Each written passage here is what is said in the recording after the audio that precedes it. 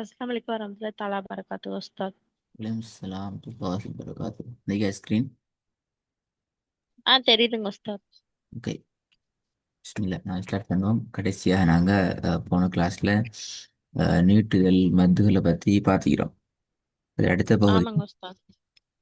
குர்ஆன் நாங்கள் எப்படி சரளமாக ஓதுறது, இடையில திக்கி கொண்டு போய்கிட்டு ஸ்ட்ரக் ஆகி கொண்டு இல்லாமல் ஃப்ளோலி ம். எப்படி நாங்கள் ஓதுறதுங்கிறத அடுத்ததாக நாங்கள் பார்க்க வேண்டிய தலைப்பு.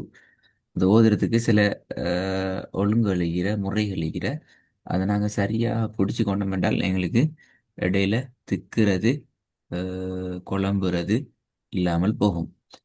அந்த வகையில் குர்ஆனை பார்த்து நாங்கள் சரளமாக ஓதுற சந்தர்ப்பத்தில் முக்கியமான இரண்டு உறுப்புகள், எங்களுடைய உறுப்புகள் ரெண்டு அதில் ஒர்க் பண்ணணும், ப்ரொசஸ் ஆகிக்கணும், தொழிற்பட்டு கொண்டு வரணும். ஒன்று நாங்கள் சொல்லுவோம் எங்களோட கண். கண் எந்த அளவு சரிங்க உஸ்தாத். தூரம் பார்க்கிறதோ அந்த அளவு தூரத்துக்கு தான் எங்களோட வாய் அதை உச்சரிக்கும். ஒரு விடயத்தை ம். அந்த ஒரு எழுத்த கண் நோமலாக பார்த்துச்சு அப்படி என்றால் எங்களோட வாய் மதம் வச்சு சிம்பிளா நோமலா உச்சரிக்கும். எங்களோட கண் அந்த எழுத்தை மிச்சம் நுணுக்கமாக கவனமாக உன்னிப்பாக பார்க்குது அப்படி என்றால் எங்களோட வாய் அதை அந்த அளவுக்கு முக்கியத்துவம் கொடுத்து உன்னிப்பாக உச்சரிக்கும். இதை நாங்கள் விளங்கிக் கொள்ளணும். வெறுமனே சரிங்க உஸ்தாத். கண்ணால பார்க்காம வாயால ஓதுறதும் அந்த இடத்துல சாத்தியமாகாது. அதே போல வாய் அசையாம கண்ணால மட்டும் ஓதுறதும் சரியான ஓதலுக்கு சாத்தியம். மனசால ஓதுறதுக்கு சம்டைம் அது சப்போர்ட் பண்ணலாம். ஆனா நாங்க எதிர்பார்க்கிற சத்தம் போட்டு அழகா ராகம் எடுத்து சரியான உச்சரிப்பை பேணி ஓதுறதுக்கு அந்த இடம் சாத்தியமாகாது. ரைட். நாங்க வசனம் என்ற ஓதுற சந்தர்ப்பத்தில் அது தொழில்படக்கூடிய வீதம் உங்களுடைய ஸ்கிரீன்ல காட்டப்பட்டி. வசனம் என்ற ஓதுனீங்கன்னா அது எப்படி அந்த வசனத்தை இயக்கும், தொழிற்படம் என்கிறதான் ம். இந்த ஸ்கிரீன். கண் முன்னால போய் கொண்டிருக்க அதை தொடர்ந்து வாய் ஃபங்க்ஷன் ஆகி கொண்டு வரும். நாங்கள் இதுக்கு இன்னும் ஒரு உதாரணத்தில் சொன்னோம் என்றால் ஈயாக நஅ்புது வ ஈயாக நஸ்தஈன் என்ற அந்த வசனத்தை நாங்கள் எடுத்தோம் என்றால் ஈயாக்க என்று கண்ணால பார்க்கிற சந்தர்ப்பத்தில் எங்களோட வாய் ஈயாக்க என்று ஓதுறதை ஸ்டார்ட் பண்ணணும். இதுதான் இதுல சிம்பிளான மெசேஜ். ரைட். ஈயாக்க சரிங்க. என்று கண்ணால பார்க்கிற ஸ்டார்ட்டுக்கு வாய் அது தொடர்ந்து அதை ஃபாலோ பண்ணி ஓதை ஸ்டார்ட் பண்ணணும்.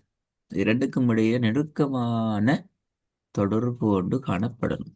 ஃபார் எக்ஸாம்பிள் ஈயாக்க நஅ்புது வ ஈயாக்க நஸ்தஈன் என்று கண் நஸ்தஈனை பார்க்கிறதுக்கு போனதுக்கு பின்னால ஈயாக்க என்று வாய் ஓத ஆரம்பிச்சது என்றால் அது இரண்டுக்கும் இடையில் உள்ள தொடர்பு அல்ல.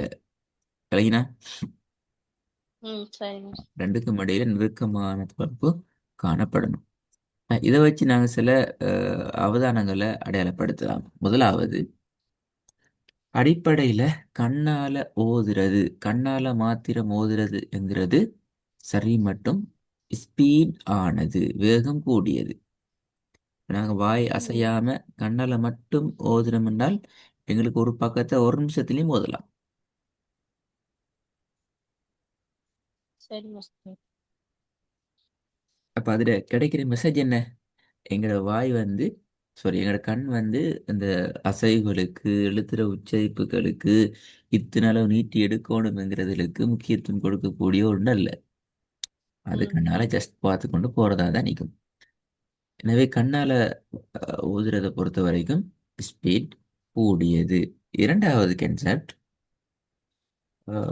வாயிட உச்சரிப்பு வேகத்துக்கு நாங்கள் அதை கொண்டு வரணும். வாய் அந்த ஸ்பீடுக்கு போக இயலாது, கஷ்டம். ஆமா. அப்ப நான் வாயிட ஸ்பீட் என்ன செய்யணும்? எந்த அளவுக்கு எங்களுக்கு ஒரு அது. எழுத்தை உச்சரிக்கிற இயலுமோ அந்த அளவு ஸ்பீடுக்கு தான் கண்ணை கண்ட்ரோல் பண்ணணும். ஏண்டால் இங்க ம். மூலதனம், அதாவது என்ன சொல்ற, மூல உறுப்பு எங்களோட ஓதலுக்கு பிரதானமான உறுப்பாக வாயை விட கண் தான் காணப்படும். வாய் செகண்ட் தான். அப்ப கண் எங்கட கண்ட்ரோல்ல இல்லாம இருந்தால், நாங்க கண்ணுக்கு கண்ட்ரோல் ஆகி இருந்தால் எங்கட ஓதல் எங்கட கையில இருக்காது. சரிங்க உஸ்தாத். ரைட். எனவே நாங்க ஒரு முடிவுக்கு வரலாம். சரளமாக ஓத முடியாமல் போறதுக்கான காரணங்கள் என்று சொல்லி ஒரு தலைப்பை நான் பார்க்கணும். சரளமாக ஓத முடியா முடியாமதுக்கான காரணங்கள். முதலாவது, இவை இரண்டும் ஒன்றை ஒன்று பொந்துதல். எது ரெண்டும்? கண்ணும் வாயும். எஸ், கண்ணும் வாயும். வாயும். முதலாவது கண் போகணும், அது தொடர்ந்து வாய் போகணும் என்கிறது தியரி. ஆனா நாங்க வேற ஒரு இடத்தை பார்த்து கொண்டு, உதாரணத்துக்கு ரோட்டை வீதியை பார்த்து கொண்டு அல்லது ரோட்ல போற யாராவது ஒருத்தரை பார்த்து கொண்டு நாங்கள் எங்களோட குருவான ஓது கொண்டு போறோம். அந்த நேரத்துல வந்து எங்களோட கவனம் எங்களோட பார்வை ஒரு திசையில இருக்குது, எங்களோட வாய் எங்களோட ஓதல் ஒரு திசையில இருக்குது. இப்படி ஓத முடியாது. அப்படி ஓதினால் ம். கண்டிப்பாக நீங்க இடையில வச்சுட்டு பிளக் ஆகுவீங்க. அது பிரச்சனையை கொண்டு வரும். ரெண்டாவது, இரண்டுக்கும் இடையில இடைவெளி நீளுதல். என்ன அப்படின்னா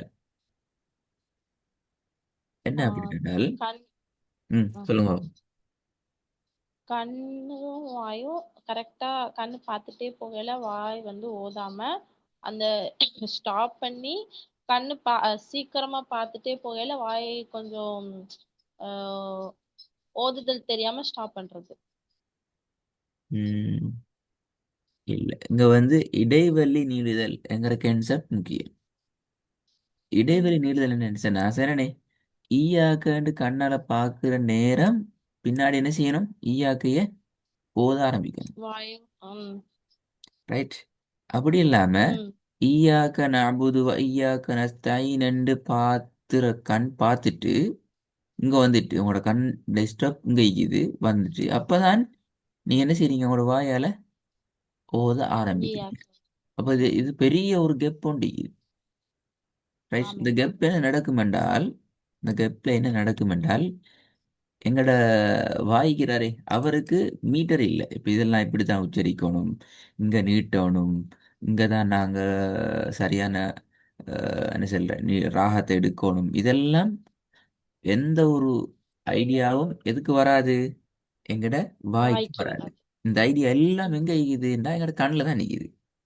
எங்கட கண் தான் எங்கட மைண்டுக்கு தேவையான மெசேஜை சரியா கொடுத்து கொண்டு ஓதுரத்தை கொண்டு போகக்கூடியவர். எங்கட வாய் அப்படி அல்ல. வாய் கிடைக்கிற மெசேஜை வச்சுக்கொண்டு சொல்லிக்கொண்டு போகும். இந்த ஏனெண்டா அதான் சொல்லுவாங்க, கவனமான என்னோட பேச்சை நாங்கள் கவனமாக பாதுகாத்துக்கொள்ளணும், வாயில வார்த்தைகள் முந்தி விடக்கூடாது எல்லாம் சொல்ற காரணம் இதான். எங்களோட கண்ணுக்கு எல்லா நாலேஜும் இருக்குது, எங்களோட வாய்க்கு ஒரு நாலேஜும் இல்லை. அப்போ நஸ்தாயின் எங்களோட கண் நிக்குதென்றால் வாய் நடக்கும், வாயும் அங்கேயே தான் போய் நிற்கிறது பார்க்கும். நீ என்னத்த மாதிரி உச்சரிச்சாலும் எனக்கு பிரச்சனை இல்லை, நானும் என் வாய்க்கிட்ட தான் போய் கொள்ள போகிறேன் என்ற ஒரு நிலைப்பாட்டில் தான் இதுக்கும் எங்கட வாயிக்கும். ஸோ ம். அந்த இடத்துல நாங்கள் என்னத்தை உச்சரிக்கிறோம் என்று சம்டைம் எங்களுக்கே தெரியாம போய்த்திடும். இதான் இரண்டாவது கான்செப்ட். ரைட். சரிங்க மூணாவது, உஸ்தாத். கண் வாசிப்பினுடைய வேகத்திற்கு வாயிலான வாசிப்பு மாறுதல். இது ஒரு அடுத்த முக்கியமான டேஞ்சர். நாங்க எங்கட கண்ட்ரோல்ல கண்ணை வச்சு கொள்ளாம, கண்ணால ஓதுறத வச்சு கொள்ளாம, கண் ஓதுற ஸ்பீடுக்கு நாங்க மாறினோம் என்றால், எங்கட வாயை கொண்டு மாத்தினோம் என்றால் அடுத்த பிரதான பிரச்சனை வரும். என்ன நடக்கும்? நீட்டுகின்ற இடங்களுக்கான நேரத்தை கொடுக்க மாட்டோம். ஒவ்வொரு எழுத்தும் ஒவ்வொரு இடத்திலிருந்து உச்சரிக்கப்படணும். உதாரணத்துக்கு சில எழுத்துக்கள் தொண்டையின் மூலமாக உச்சரிக்கணும், சில எழுத்துக்களை உதடுகள் மூலமாக உச்சரிக்கணும், சில எழுத்துக்களை நாவின் மூலமாக உச்சரிக்கணும். இப்படி ஒவ்வொரு எழுத்தும் ஒவ்வொரு இடத்திலிருந்து உச்சரிக்கப்பட இருக்கின்ற சந்தர்ப்பத்தில் நாங்கள் ஓடினோம் என்றால் எங்களோட ஓதல் எங்களை விட்டும் ஓடிவிடும் என்கிறது முக்கியமான விஷயம். ஆகவே மாறி நடக்கணும். என்ன நடக்கணும்? வாயிலான ஸ்பீடுக்கு தான் கண்ணினுடைய ஸ்பீடு நாங்க கொண்டு வரணும். சரிங்க. ரைட். லாஸ்ட், இரண்டும் ஒரே இடத்துல சந்தித்து கொள்ளல். அடுத்த முக்கியமான பிரச்சனை. எப்படி? ஈயாக்க நஅ்புது என்ற இந்த தாலத்தான் நீங்க பார்க்குறீங்க, அந்த தாலத்தான் நீங்க ஓதுறீங்க. அப்படி என்றால் அடுத்த எழுத்து உங்களோட கண் பார்க்கல அப்படி என்றால் இந்த இடத்துல உங்களோட ஓதல் சிக்கலாய் போகும். நிறைய பேரை நீங்க பார்த்துப்பீங்க. ஈயாக்க க க க க ந ந ந ந ந ஈயாக்க நஅ்பு நஅ்பு நஅ்புது து வ வ ஈயா என்று சொல்லி என்ன செய்வாங்க? ரிப்பீட் பண்ணி சிக்கி கொண்டு போவாங்க. இதில் இருக்கிற பிரச்சனை என்னென்றால் அடுத்த எழுத்தை அவர் பார்க்கல, அடுத்த எழுத்து அங்கனைக்க சரியான அமைப்புல பார்க்கலதால வர பிரச்சனையாக இருக்கிறது. இப்போ நீங்கள் என்ன செய்ய என்றால் உங்களுக்கு அறிமுகம் இல்லாத பக்கம் ஒன்களை எடுத்து நீங்கள் கொஞ்சம் பொறுவான்ல ப்ராக்டிஸ் பண்ணி பார்க்கணும். இதில் உங்களோட சிக்கல்கள் நீங்கள் ஓதுகிற சந்தர்ப்பத்தில் உங்களோட ஓதல் இடையில சரளமாக வரல அப்படி என்றால் அதுக்கான காரணம் இதில் எது, ஏன் அந்த சரளமான ஓதல் வருது இல்லை, அதை எப்படி எடுத்துக்கொள்ளலாம் என்கிறத நீங்கள் கொஞ்சம் தேடி உங்களோட ஓதலை பார்த்துக்கொள்ளணும். என்றால் அடுத்த கிளாஸ்ல எல்லாம் நாங்கள் நேரடியாக ஓதுறதுக்கு பேத்திடுவோம் இன்ஷா அல்லாஹ். அப்போ அங்கே இந்த பிரச்சனை வரப்படாது. திக்குதல் சரளமாக ஓதுறது வரல அப்படி என்றால் நாங்கள் திருப்பி அந்த இஷ்யூஸை பேசணும், திருப்பி ப்ராக்டிஸ் பண்ணணும், நிறைய விஷயம் பார்க்கணும். கட்டாயம் சரிங்க உங்களோட சரளமான ஓதல் ஏன் வருதில்லைங்கிறத தேடிட்டு அதுக்குரிய ப்ராக்டிஸுகளை செஞ்சு கொண்டு நீங்கள் வரணும் இன்ஷா அல்லாஹ். சரிங்க சார். ஓகே, அஸ்ஸலாமு அலைக்கும். சொல்லுங்க.